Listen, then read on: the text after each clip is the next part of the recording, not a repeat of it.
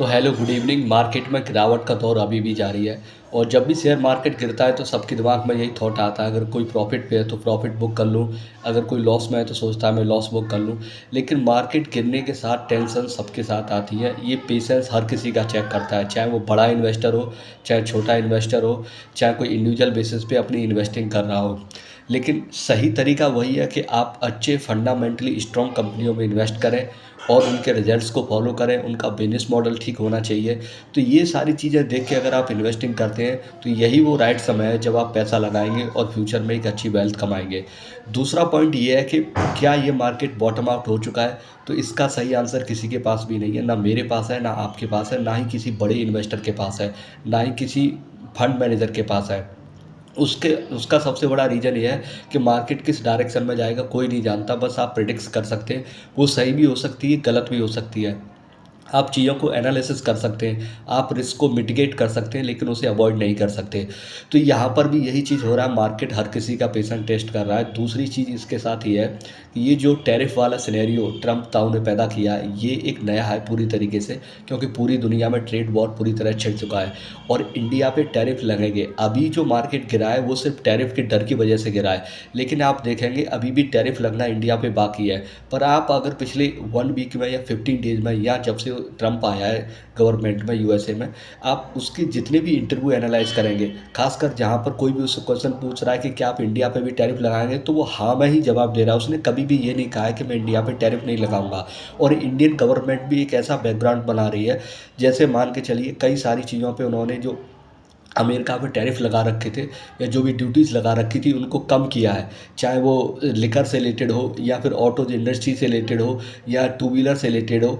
तो कहीं ना कहीं इंडियन गवर्नमेंट भी उसी रिस्क को मिटिगेट्स करने में लगी है कि हम अगर चीज़ों पे टैरिफ कम रखेंगे तो यूएसए की तरफ से भी जो इंडिया पे टैरिफ लगेंगे, कम या ज़्यादा दूसरे कंट्री के कंपैरिजन में हो सकते हैं, लेकिन इंडिया पे टैरिफ लगेंगे। और टैरिफ लगने के बाद ही पता चलेगा कि रियल इम्पैक्ट क्या होगा और उस समय में मार्केट का जो रिस्पॉन्स होगा वो देखने लायक होगा।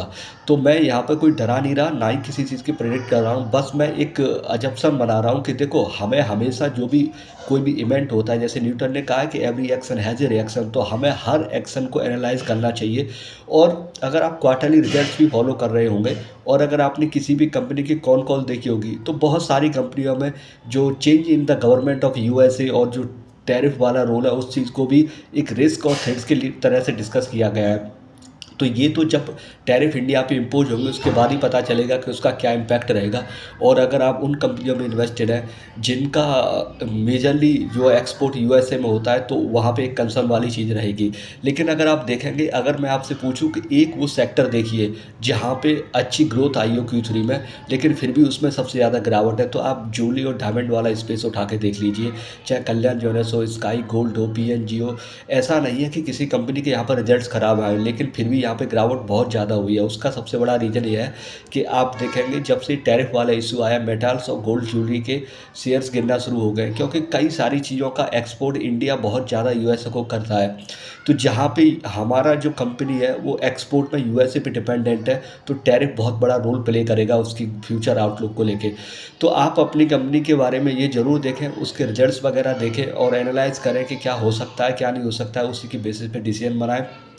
22,800 का लेवल, 22,800 जो निफ्टी है, वो कोई ऐसा लेवल नहीं है कि यहाँ से मार्केट बहुत ही ज़्यादा आप सोचें सस्ता है। अभी भी मार्केट रेंज में है और अभी भी कई सारे शेयर ऐसे हैं जो बहुत ही ज़्यादा महंगे हैं। चाहे आप जोमेटो देख लो जो कि अब निफ्टी 50 में आने वाला है, और सोचो उसका 300 के समथिंग, मैंने तो देखा भी नहीं है काफ़ी समय से, उसका प्राइस टू अर्निंग होगा।